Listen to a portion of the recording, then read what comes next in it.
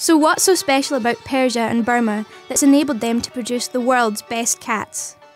No, the answer isn't oppressive regimes, though it shows your thinking. It's rugs. Because cats thrive in comfort. That's my theory anyhow.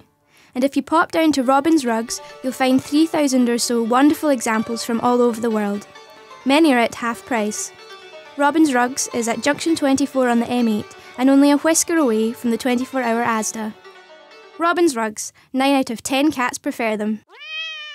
It has been brought to our attention that people are drinking Irn-Bru in excess. It should be made clear that bars will not be held responsible for what happens to people who drink more than 10 gallons a day. Let us give you an example. I used to be puny, anemic and totally powerless. 9-stone weaklings used to kick sand in my face. Then I discovered Irn-Bru. I drank it by the gallon and became completely transformed. Muscles bulged on my body, ripping my clothes to shreds. I began chewing trees and spitting them out as matchwood. I was a giant refreshed. Thank you, Susan Rose. Bars Irn-Bru, your other national drink, made in Scotland from girders. I was a homely looking olive when I was born. Not ugly, but homeliness is next to nothingness if you're trying to be a handsome Lindsay olive. So I tried to change, to become one of the beautiful olives. I wore contact lenses. I had my pigmento styled by Mr. Joe. Nothing helped. So I turned to olive surgery. I was desperate to become a quality Lindsay olive. Now some surgeons wouldn't touch an olive that looked like me. They said it was too risky. But you can always find someone who'll take out a wrinkle here or inject an imitation of that great Lindsay flavour there. The Lindsay people gave me a second look, but one inspector saw a scar and I was through. I guess the Lindsay people were right after all. Beauty is only skin deep, but ugliness goes all the way to the pit. An olive is just an olive unless it's a Lindsay. Julian Donahue's father was on a Billie Holiday record. He loved her music, back when it was hip, not fashionable, a fan's distinction.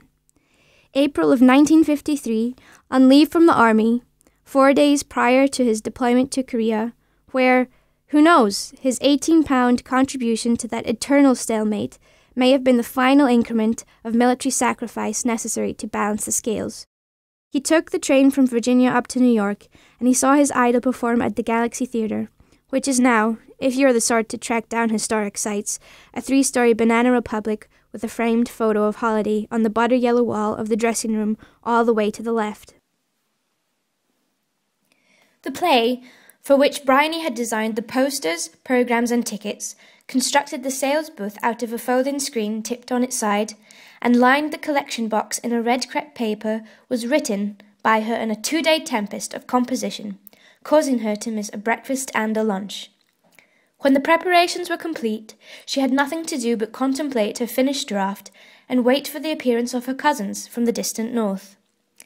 There would be time for only 1 day of rehearsal before her brother arrived. At some moments chilling, at others desperately sad, the play told a tale of the heart, whose message, conveyed in a rhyming prologue, was that love which did not build a foundation on good sense was doomed. The reckless passion of the heroine, Arabella, for a wicked foreign count, is punished by ill fortune when she contracts cholera during an impetuous dash towards a seaside town with her intended. Deserted by him and nearly everybody else, bedbound in a garret, she discovers in herself a sense of humour.